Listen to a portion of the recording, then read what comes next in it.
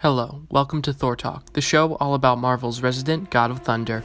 On this episode of Thor Talk, Thor is imprisoned by the Angels of Heaven, the 10th realm. These angels are quite willing to torture Thor physically and mentally, but Thor is prepared. He is not locked inside the prison with the angels, they are locked inside the prison with him on Thor Talk. I am Thor the Thunderer, son of Odin, prince of Asgard, and this world is under my protection.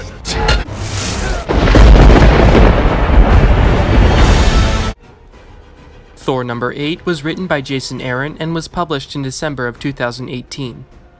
The story begins with a glimpse of Thor being tortured by the angels. He is beaten, as voices continually taunt him.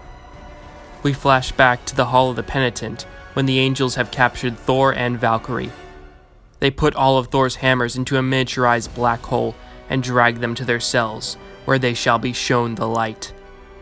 Thor is stabbed with searing hot spears, his hands are broken, and his teeth are continuously ripped out of his mouth. But the angels are quite frustrated by the fact that his teeth keep growing back after being ripped out.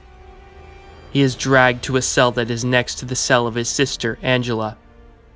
Thor explains to Angela that he has come to this planet-sized prison of the angels to rescue her. Angela doubts the soundness of this plan, since they took all of his weapons.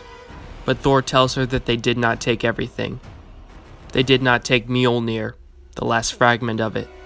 The angels couldn't even lift it, but Thor can barely lift it most days. He weakly poses a question to his sister Angela.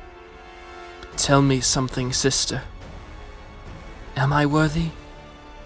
Angela tells him to ask her again once they are free, and asks what Thor's plan is to help them escape. After confirming that the angels do indeed side with Malekith in the War of Realms, Thor tells Angela that he has brought backup: his goat, his dog, and Valkyrie's horse. Angela tells Thor that there are hundreds of battle-hardened angelic warriors on board, so their animals are most assuredly dead.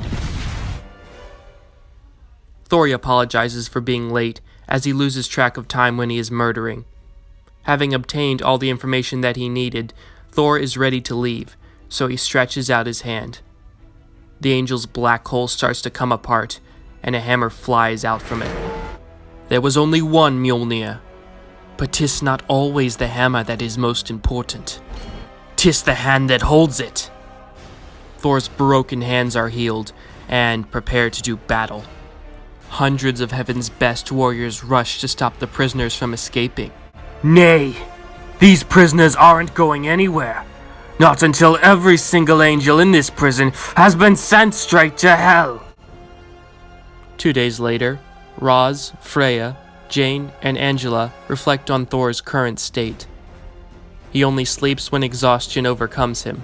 He has only been seen eating once in the last month, and he tirelessly searches for a way to access the other realms. Angela tells them that Thor asked her if he was worthy. She tells them how she waited to answer until after their escape. She tells them how they were in a prison the size of a planet, with hundreds of battle-hardened angels, how Thor tore through them like a thunderstorm full of barbed wire. With only 4 angels left after Thor's onslaught, he demanded to know how Malekith is traveling between realms. But these 4 remain silent. Valkyrie told Thor that they will never answer, but they can't take them all as prisoners. "We have a prison, Valkyrie, right here. And if these angels do not fear my hammer, then let them spend eternity by its side." Thor fastened the entire prison to one of his hammers and sent them flying into the depths of space. Angela finally responded to Thor's question. Angela told Thor that she does not feel that she is worthy of calling him worthy, of pronouncing such a judgment. But she said that Thor is the beating heart of all the 9 realms. And if he is not worthy, then what hope do the rest of them have? Thor responded, as he always does, with thunder. Angela's story is now over, so Freya asks if anyone knows where Thor is right now. Right now, he is surrounded by his arsenal, but with eyes for only one. So many hammers, but none of them are you. None of them will tell me what to do. There is a knock at the door. Roz answers to find Black Panther and Okoye, who offer her a job as an agent of Wakanda.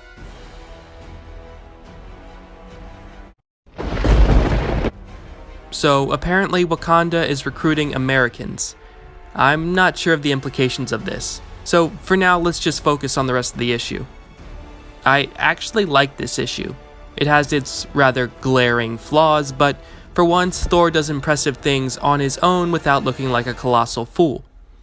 I mean, he successfully infiltrated and overthrew a planet-sized prison full of hundreds of angels.